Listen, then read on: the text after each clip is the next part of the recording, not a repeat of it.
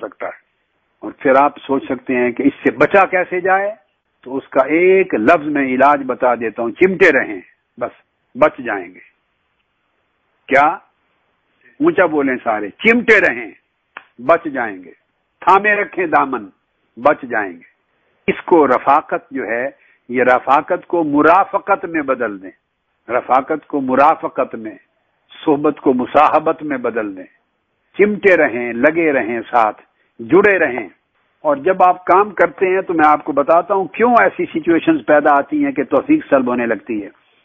کام کے مصروفیات میں کیسٹ خطابات سننا چھوڑ دیتے ہیں۔ آپ یہ سمجھتے ہیں کہ اب ہم بہت سن چکے، اب ہمارا کام ہے کیسٹیں لوگوں تک پہنچانا، لوگوں کو دعوت دینا کہ سنیں، خود سن چکے۔ بس یہ بات نہیں، یہاں ٹھوکر کھا جائیں گے، مار کھا جائیں گے۔ ہر رات 15 منٹ 20 منٹ نکالیں، آدھا گھنٹہ نکالیں، ہر ایک دن میں کوئی خطاب، کیو ٹی وی پر سن لیں، مسلسل معمول ہو تو پھر خیر ہے، یا اگر نہیں تو آڈیو ہی سن لیں۔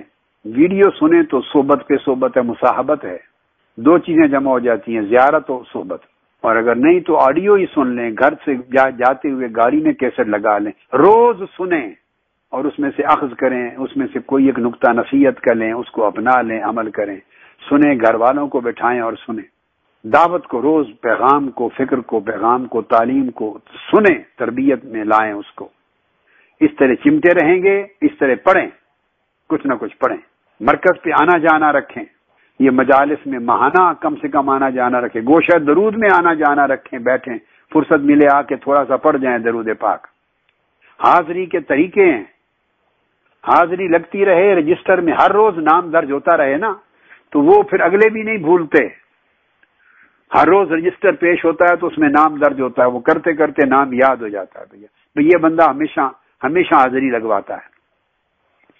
اگر ایبسینٹیز ہو جائیں، نام حاضری نہ لگے، ایبسینٹیز ہو جائیں، تو یہ وہ جگہ ہے مشن اور دین اللہ رسول کی بارگاہ، یہاں پروکسی نہیں چلتی، پروکسی نہیں چلتی۔ نام اگر درج نہ ہو تو رفتہ رفتہ بھول جاتے ہیں، پھر وہ اس جگہ پہ اور کسی کا نام آ جاتا ہے۔ اس لیے میں نے لفظ بولا، چمٹے رہیں، جڑے رہیں، سنتے رہیں، پڑھتے رہیں، آتے جاتے رہیں۔ بس یہ تعلق جب رکھیں گے انشاءاللہ تعالی تو وہ جذبہ آپ کا ری انفورس ہوتا رہے گا، ری انسٹیٹ ہوتا رہے گا، ریفریش ہوتا رہے گا، مضبوطی رہے گی، اور اللہ پاک توفیق قائم رکھے گا۔ آخری نقطہ، جب مرکز پہ آئیں، جس پہ بات ختم کرنا چاہتا ہوں، تو لوگوں کو یہاں مرکز پہ کام کرنے والوں کو فرشتہ سمجھ کے نہ آئیں، یہ بھی آپ کے بھائی ہیں بیٹے، آپ چھوٹے بھائی ہیں، مرکز والے آپ کے بڑے بھائی ہیں، یہ بھی انسان ہیں، بشر ہیں، آپ بھی انسان ہیں، بشر ہیں۔ جس طرح آپ میں کمزوریاں ہو سکتی ہیں، ان میں بھی کمزوریاں ہو سکتی ہیں۔ مرکز میں آئیں، اس حقیقت کو ذہن میں رکھ کے آئیں، تو ان کی اچھائیوں کو اپریشیٹ کریں، کمزوریاں ہو جائیں تو آپ تجویز کے طور پہ لکھ کے ان کو تجویز کے طور پہ دے دیں تاکہ اور امپروو کریں، مگر ان کی کمزوریاں دیکھیں تو اسے نفرت لے کر نہ جائیں کہ یہ ہمارے لیڈر ہیں، یہ ہمارے ایسے لوگ ہیں، یہ مرکز سے ہم متنفر ہو گئے ہیں۔ نہیں، نیگیٹو چیز کو دیکھیں گے، سوء ظن پیدا ہوگا، بدگمانی پیدا ہوگی، بدگمانی آئے گی تو فرسٹریشن آئے گی، فرسٹریشن آئے گی، سینہ اور دل تنگ ہو جائے گا، دل دماغ تنگ ہو جائے گا، دروازہ بند ہو جائے گا، محروم ہو جائیں گے۔ دل دماغ کھلا رکھیں، اس لیے میں ہمیشہ نصیحت کرتا ہوں، آپس میں بھی اور اوپر والوں کی بھی اور نچلوں کی بھی، کمزوریوں پہ نگاہ اتنی نہ رکھیں، اچھائیوں پہ نگاہ رکھیں۔ کمزوری نظر آئے تو نصیحت کر لیں، چھوٹے کو، بڑے کو تجویز بھیج دیں، یعنی خیر خواہ بنے، خیر خواہ بنے، نکتہ چین نہ بنے۔ یہ گوشہ درود کے خدام کے لیے بھی اور دعوت و تربیت والوں کے لیے بھی اور جملہ تنظیمات کے رفقاء و کارکنان کے لیے، ہر ایک کا خیر خواہ بنے۔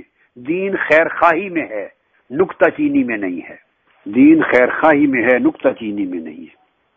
بس جب اس طرح آپ آگے بڑھیں گے، صرف اس طرح جب آگے بڑھیں گے تو اللہ کی بارگاہ، اللہ کی دہلیز 4 قدم ہو جائے گی آپ کے لیے۔ صرف اگر آپ پوچھیں مجھ سے کہ اللہ تک پہنچنا ہے، اللہ کے دروازے پر پہنچنا ہے تو کتنا سفر ہے؟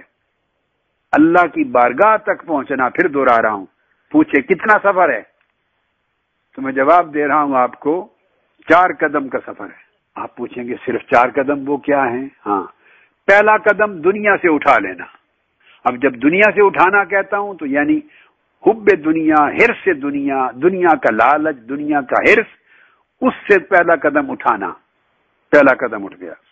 دوسرا قدم مخلوق سے اٹھا لینا، یہ لوگوں کے گورکھ دھندے، فلاں نے مجھے یہ کیا، فلاں نے ایسا کر دیا، فلاں نے گالی دے دی، فلاں میری شادی پہ نہیں آیا، فلاں مجھے میرے خلاف سازش کرتا ہے، فلاں غیبت کرتا ہے، فلاں میری بات نہیں مانتا، یہ مخلوق ہے، مخلوق کے گورکھ دھندے ہیں۔ دوسرا قدم مخلوق کے گورکھ دھندوں سے اٹھا لینا، پہلا قدم حرص دنیا سے اٹھا لینا، دوسرا قدم مخلوق کے دھیان سے اٹھا لینا، تیسرا قدم نفس سے اٹھا لینا۔ نفس یہ چاہتا ہے، اس میں تکبر ہے، حرص ہے، لالچ ہے، نفرت ہے، بغض ہے، عناد ہے، وغیرہ وغیرہ۔ نفس کی جو احوال ہیں اس سے قدم اٹھا لینا، باہر نکل جانا، یعنی پہلے قدم میں دنیا کے حرص سے باہر نکل جانا، دوسرے قدم میں مخلوق کے گورکھ دھندوں سے باہر نکل جانا، تیسرے قدم کے ذریعے نفس کی خواہشوں اور نفس کے ہیلوں سے باہر نکل جانا، تیسرا قدم، اور چوتھا قدم پھر آخرت کے حرص سے باہر نکل جانا، جنت کے حرص سے بھی باہر نکل جانا۔ جب آپ یہ 4 قدم اٹھا لیں گے تو اپنے آپ کو اللہ کے دروازے پر پائیں گے، سیدھا اللہ کی دہلیز پر کھڑے ہوں گے۔ اللہ پوچھے گا میرے بندے کیسے آئے ہو، اندر آ جاؤ۔ یہ سٹیپس ہیں۔ اب آخرت سے قدم اٹھانا جو چوتھا سٹیپ بتایا وہ مؤخر ہے، آگے ہے۔ پہلے 3 قدم اٹھانے کی سٹیپ بائی سٹیپ کوشش کریں، دنیا کے حرص سے نکلیں، مخلوق کے گورکھ دھندوں سے نکلیں، اور نفس کے ہیلوں اور نفس کے شکار سے نکلیں، نفس کی چاہتے ہیں اور شہوتیں، ان سے نکلیں۔ سٹیپ بائی سٹیپ یہ قدم اٹھائیں، اللہ کی دہلیز پر پہنچ جائیں گے۔